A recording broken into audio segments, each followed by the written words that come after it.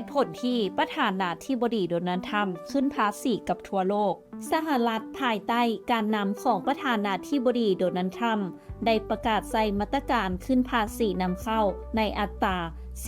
10-50% สำหรับสินค้าจากทั่วโลกเมื่อวันที่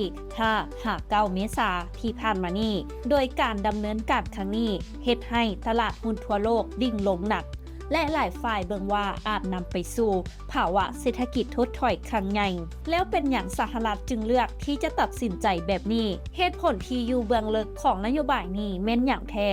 เหตุผลหลักที่โดนัลด์ทรัมป์ขึ้นภาษีคือพยายามแก้ไขปัญหาขาดดุลการค้าซึ่งในปีที่ผ่านมาสหรัฐขาดดุลการค้ากว่า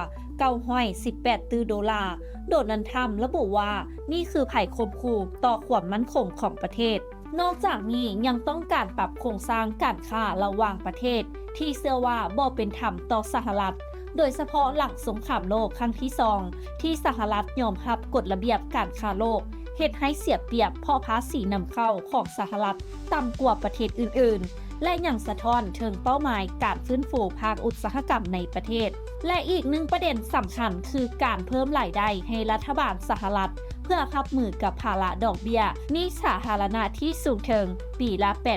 800-900 ตื้อดอลลาร์ถึงแม้ว่านโยบายนี้จะสร้างแห่งกระทบต่อเศรษฐกิจโลกแต่ประธานาธิบดีโดนัลด์ทรัมป์และทีมงานยืนยันว่าสหรัฐพร้อมรับผลกระทบที่จะเกิดขึ้นเพราะเชื่อว่าในระยะยาวสหรัฐจะกลายเป็นผู้ชนะในเกมการค้าครั้งนี้ทุกท่านคิดเห็นแนวใดร่วมแสดงความคิดเห็นกันเข้ามาได้